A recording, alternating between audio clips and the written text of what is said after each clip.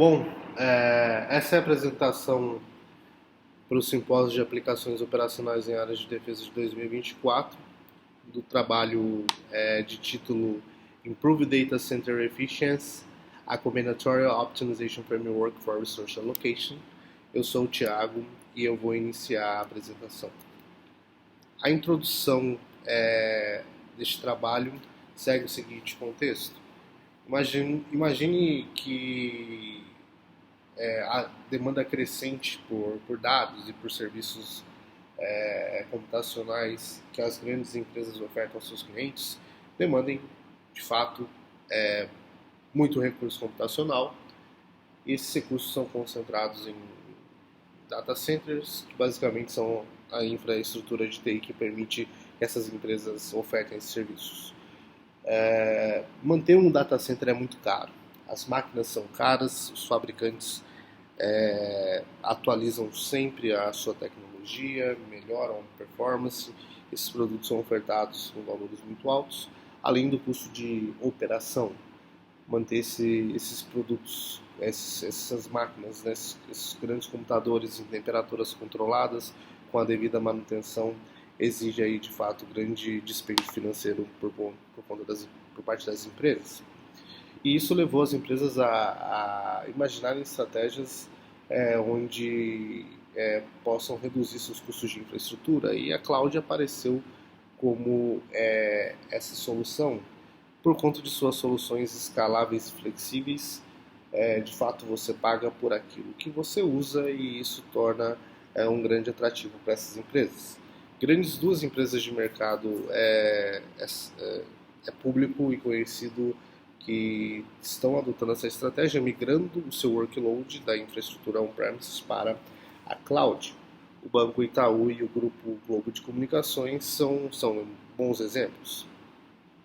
Realizar esse processo de migração de workload para a nuvem é um processo conhecido, muito explorado em diversos artigos, de forma que se busca aí criar um balanceamento dessas cargas. Mesmo assim, a gente tem desafios grandes para fazer essa alocação eficiente de recursos.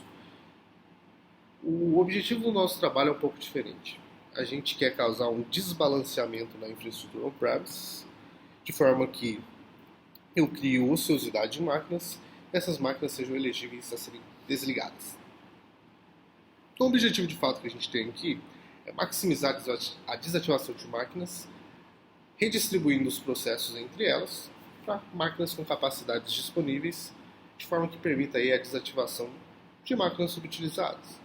Isso envolve o desenvolvimento de estratégias de alocação de recursos, de forma que otimize a capacidade do data center e possa reduzir durante o processo de migração e não após. Senão a gente tem uma duplicidade de custos, o custo de fato do data center. Então, que problema que a gente tem efetivamente em mãos? Como a gente reorganiza o workload do data center durante um processo simultâneo de migração para a infraestrutura em nuvem, de modo que a gente consiga gerar ociosidade de máquinas físicas e possibilite o desligamento delas. Antes da gente responder isso, a gente precisa modelar esse problema, trazer esse problema para um mundo mais matemático que permita que a gente utilize ferramentas matemáticas para a resolução do mesmo.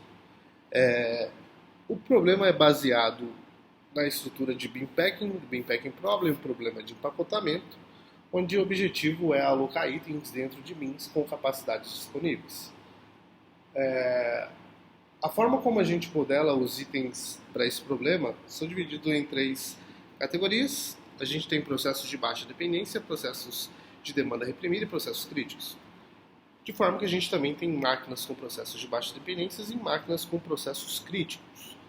Os processos de baixa dependência, os processos de demanda reprimida, podem ser alocados em máquinas com processos de baixa dependência e máquinas com processos críticos, independente, desde que haja espaço. E os processos críticos não podem ser realocados em diferentes iterações. A gente tem várias iterações de algoritmos para a gente ter a solução apresentada. E para os processos críticos, movimentar entre máquinas não é possível. Então, os processos de baixa dependência não temos problemas em movimentar eles de máquina em máquina, a cada iteração do algoritmo. Os processos de demanda reprimida, eles estão numa fila que aguarda aí a capacidade do sistema. Então, se alguns processos são migrados, abre capacidade dos sistemas, no sistema eu posso alocar esses processos de demanda reprimida, que estão, a princípio, fora do sistema principal, dando algum nível de dinâmica ao problema. E os processos críticos a gente não pode movimentá-los de jeito nenhum. E as máquinas que têm esses processos críticos alocados são conhecidas como máquinas de processo crítico, e elas não têm a sua capacidade total disponível para iteração, dado que o processo crítico vai demandar alguma capacidade de RAM e CPU, que a gente vai falar mais à frente, dessas máquinas. Então, por exemplo, se essa máquina tem uma capacidade de 100 de RAM e CPU, e o processo crítico que está alocado nela tem uma capacidade de 10, tem uma demanda 10 de RAM e CPU, para a próxima iteração essa máquina vai ter já esse processo iniciando nela, e ela passa a ter aí 90 de RAM e 90 de CPU disponível para outros processos serem alocados nela. A gente tem atributo dos itens e dos bins, então eu estou chamando de D1 e D2 aqui, são atributos de demanda dos itens, né, dos processos, que representam demanda de CPU e RAM. E o atributo dos bins é a capacidade. Essa capacidade também é representada por CPU e RAM nas variáveis C1 e C2 aqui. A regra de alocação que a gente tem para esse sistema é que cada item I, representado por I, deve ser alocado em somente uma máquina. Eu não posso ter o mesmo processo alocado em máquinas diferentes, porque não faz sentido. Desde que o somatório da demanda dos itens na máquina não exceda a sua capacidade. E também eu não posso colocar mais itens que demandem mais CPU e RAM do que a máquina tem disponível. Então, para que eu consiga gerar uma função de alocação, eu tenho um outro passo antes disso, que é criar agrupamentos. E por que esses agrupamentos são importantes? O primeiro dos agrupamentos seria a classe de agrupamento de itens, que eu estou chamando de SN, que ela agrupa processos que são similares. Então, por exemplo, imagine que a gente tenha um segmento de pessoa física e pessoa jurídica em um banco qualquer, onde existe um guarda-chuva de serviços via aplicativo, que são demandados da infraestrutura de TI para pessoas físicas, e eu tenho diferentes produtos também apresentados em aplicativo para pessoas jurídicas. Agrupar esses processos, dado o objetivo desses produtos diferentes, pessoa física e pessoa jurídica, permite uma maior organização, uma resiliência, uma redundância e etc. Quais sejam as estratégias dos gestores desses produtos para demandarem recursos de infraestrutura de TI. Então, por isso, a gente agrupa processos dentro de serviços. Né? A gente agrupa vários processos em um serviço ou vários diferentes processos em diferentes serviços. E eu tenho um outro agrupamento chamado de SCN, em que eu agrupo esses serviços por cluster de negócio. Então, eu posso ter departamentos que são responsáveis, áreas que são responsáveis por tais serviços e processos. Isso gera resultados e essas áreas precisam pagar pela demanda que consomem de recursos computacionais, ou sejam as máquinas. Então, para efeitos de responsabilidade, estratégia e flexibilidade de negócio, a gente tem esse agrupamento de serviços por unidade de negócio. E os BIMs têm um agrupamento único que também agrupam máquinas aí por unidades, por clusters de negócio. O departamento A é responsável por pagar máquinas, porque consome 10 vezes mais máquinas do que o departamento C. Enfim, isso surge pensando em grandes data centers de grandes empresas que eventualmente tenham essas suas organizações de custo de forma mais segmentada. Isso gera para mim uma função de alocação, onde apenas há alocação de recursos no nível do agrupamento de cluster de negócio, seja para itens ou para máquinas. Qual é a estratégia de alocação que o nosso algoritmo vai seguir? A gente vai representar, após realizarmos a execução do algoritmo, e designarmos quais processos estarão em quais máquinas, ou seja, quais itens estão fitando quais bins, a gente representa essa, essa, essa, essa topologia que o nosso sistema vai ter, o nosso sistema on-premise vai ter, através de uma matriz binária de zeros e 1. Aonde, se eu tenho um item I alocado a um bin J, eu tenho um valor de 1, e caso contrário, eu tenho o valor de 0. Então, a soma dos bins representa quantos processos eu tenho alocados dentro deste bin. E qual que é a estratégia de remoção? Após a execução do algoritmo, a gente calcula a norma da matriz, coluna por coluna, de forma que a gente consiga detectar os bins subutilizados. Ou seja, bins com valores maiores do que 0 tem processo dentro e a gente não pode desligar essas máquinas. Porém, as máquinas que têm valor igual a 0, a gente pode de fato desligar. Aqui a gente tem uma representação do pseudocódigo, do nosso algoritmo, que resumidamente funciona da seguinte maneira. A gente faz uma ordenação de itens e bins. Depois que esses itens e bins são ordenados de grupos menores para grupos maiores, a gente começa fazendo a alocação dos itens e bins usando o First Field Decreasing pelos grupos menores até os grupos maiores. First Field Decreasing é um algoritmo conhecido da comunidade que faz uso do bin packing como material de estudo, certo? E também aí tem a sua inteligência por trás, onde a gente vai alocar primeiro os itens que o algoritmo de fato encontrar nessa ordenação prévia que a gente faz.